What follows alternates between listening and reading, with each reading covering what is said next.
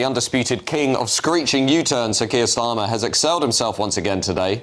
His latest flip-flop, rowing back on his public comments that mass immigration risks turning Britain into an island of strangers.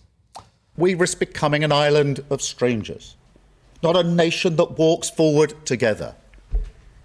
So when you have an immigration system that seems almost designed to permit abuse, that encourages some businesses to bring in lower paid workers rather than invest in our young people, or simply one that is sold by politicians to the British people on an entirely false premise, then you're not championing growth, you're not championing justice, or however else people defend the status quo.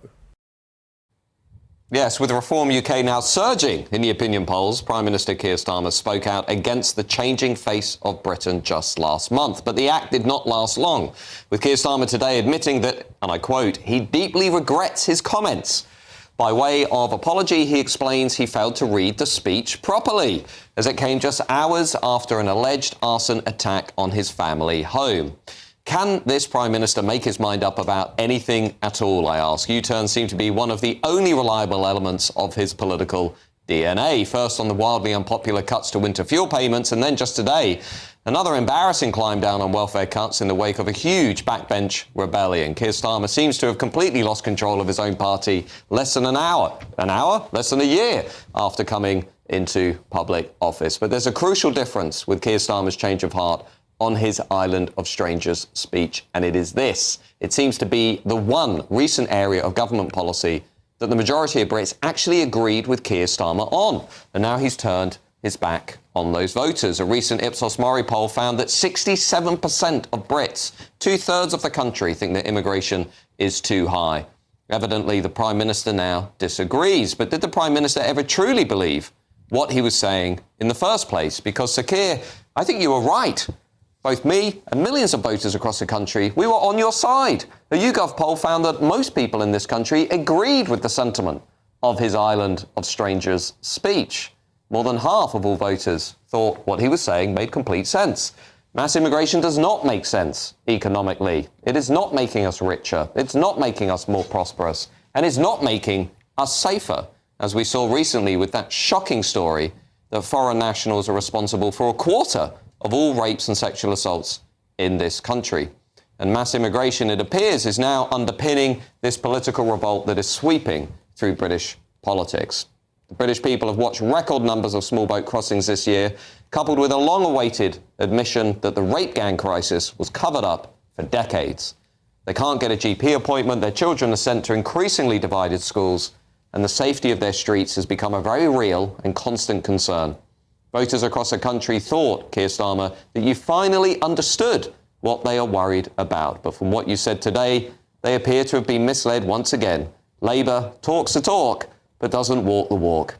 As ever, let me know your views at gbnews.com/yoursay. And of course, you can reach us on X at GBNews. Well, I'm joined now to discuss all of this by Reform Mayor of Greater Lincolnshire, Dame Andrea Jenkins.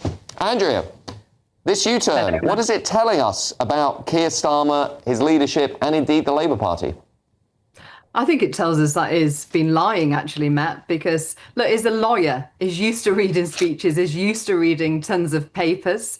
And so clearly his speechwriters put this speech together to stop voters coming across to reform from the Labour Party, to appeal to them, to stop him hemorrhaging votes. But look, I was in Parliament with him from 2015, and he is a globalist, Matt. We all know it. He doesn't believe in sovereignty, the nation state. When I was in Parliament with him, he tried every trick in the book, working with the Speaker, Bercow, to try and stop Brexit. And look how, as soon as he's got in power, is pushed for closer alignment. And so he's backtracked because, quite frankly, he doesn't believe in controlling illegal migration or migration full stop. Yeah, well, I certainly agree with you on that point. One of the things that I find absolutely remarkable in what he said today is here we have a Prime Minister in charge of the country basically saying he doesn't know what was in his speech. He wasn't sure what he was reading out. He was distracted by other events.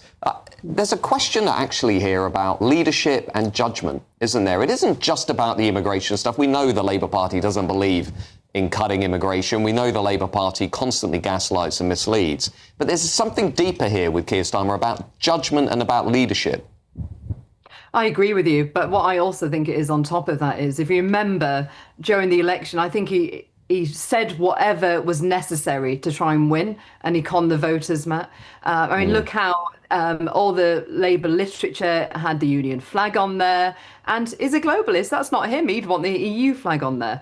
And now he's in power. I think he's trying to appeal to voters, but that's not his true self. So he's got this internal wrangling, and this is why he's messing up. And I don't think he's ever had the right judgment. I mean, even when he was a backbench MP, I can't think of one time when I've ever thought that he's got the right judgment and is in tune with the people. While we've got you, Andrea Jenkins, can I just ask as well, we've had some bombshell polling this week from YouGov and Ipsos Mori, which suggests that Reform are on 34% of the national vote and are set to emerge as the largest party at the next general election. But one of the interesting stats in all of that is that most of Reform seats are coming from the Labour Party in areas like the Red Wall, Wales, northeast of England. I mean, there is something going on in those kinds of areas, and I know you know them well, whereby lots of people are now abandoning not just the Tories, who are sort of nowhere to be seen, but they're now leaving Keir Starmer and Labour and going direct to Reform. What do you think is going on there? I mean, I think, you're a great pollster, you study this better than I do, but my instinct is, like Thatcher got in on a big majority. She appealed to traditional Labour voters, didn't she? And the traditional Conservatives, not the wokey Blairite Liberal Conservatives. Now, she did that with the country, putting your country first, your community, and having strong armed forces, a bit like what Reform's doing. We've got a war on woke and on common sense. It's about being frugal with taxpayers' money, just like Thatcher was. She said about that household income, controlling that. We've got Doge to be frugal with taxpayers' money. And then it's about strong policing. I think the public, whichever, whether you're Labour, Conservative or Reform voters, they are sick of this two-tier justice system, let's face it, which Keir Starmer has been a major part of right since he's got into power. So I think that there's key elements. People want to feel safe in their homes. They want their families to be looked after, good schools, freedom of speech, and also strong armed forces. I think that's what people want. Thank you, Andrew Jenkins. We will be talking about two-tier justice later on in the show, but thank you for joining us this evening. With me now to continue this discussion and debate about Keir Starmer is my panel political commentator Alice Grant and former Labour candidate Kevin Craig. Kevin, obviously on the left of politics, it is another awkward moment for those who have been trying to rally around the Prime Minister. There's just something, the wheels are coming off the track, aren't they? This is the third big U-turn, Keir Starmer's leadership, not even been in office for a year. Labour's already down on 25% of the national vote. What on earth's going on? Well, polling year 1 of 5, so there's a long way to go. And I remember a time when the SDP were going to be the next force in British politics, and they sunk without trace. So I think it's too early to draw conclusions. I've never heard, I think Dame Andrea, was it her when she was in the cabinet who stuck the middle finger up to the media? She's going into number 10, and she was part of the Tory government that ruined this country. So as context, because if I hear all this stuff about Labour, I have to respond to it. On Keir Starmer, yes, let's be honest, it hasn't been a great week for the government. Understatement of the century, Kevin. Well, see, but listen, Matt, you're a nice guy socially, but you want Labour to fail, and I get that, right?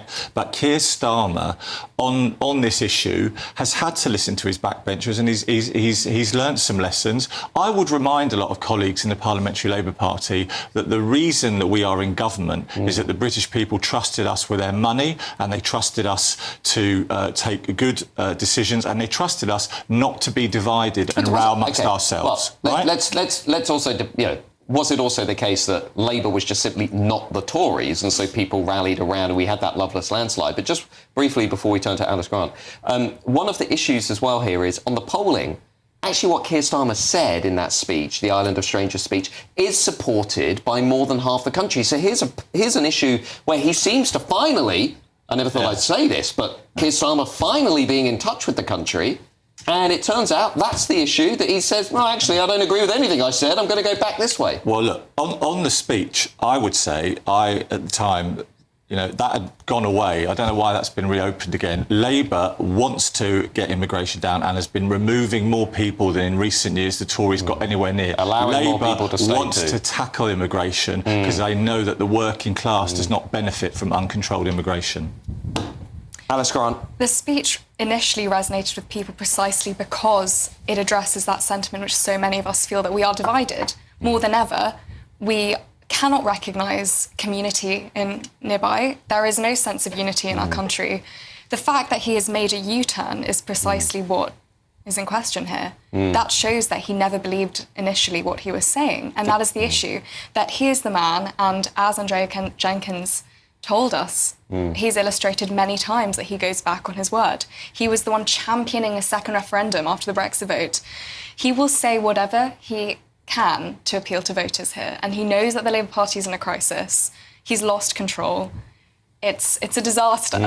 Kevin, it's not a disaster. I agree. It's pretty bad. It's pretty bad if you look at the polling. But do you believe the rumours in Westminster this week that some of Keir Starmer's advisers are going to have to go, if not actually Starmer himself, within a year or two? No, hang on a minute, right? Listen, a year ago, Keir Starmer put together a Labour Party that believes in this country and its history and its values on the centre-left of politics, and people were up for it. Now, they made really simple promises. It's about as popular as Meghan Markle in this country. Only interrupt me more because I'm on the left of you. Physically and politically. You know the numbers. No. You know the numbers. But the polling, it's actually this week, 7 out of 10 people who voted for Labour in 2024 said they do so again. That's up from 60% last week. Only 16% say they like the government. 16%. I mean, he's about as popular in this country as Meghan Markle. Well, it's early days, and great things have been happening, which we will get back to talking to after this, on the NHS, on trade agreements, on defence. Look, I'm not saying to you both this has been a fantastic week for party management. I prefer prime ministers who listen to when they need to. We need more of that in politics.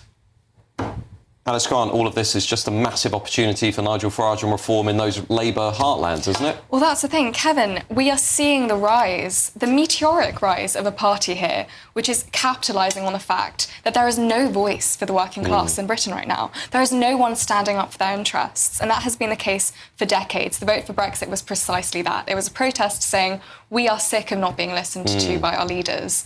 Keir Starmer is the same as he was back then. He has never changed. He is going to say whatever he can in order to try to appeal surface level with voters. But in reality, I think it's time for a radical shift. And, well, I mean, we'll see what happens. Well, indeed, we are certainly seeing radical things taking place in the polls. And, of course, some of us will speak up for forgotten Britain as loudly as we can.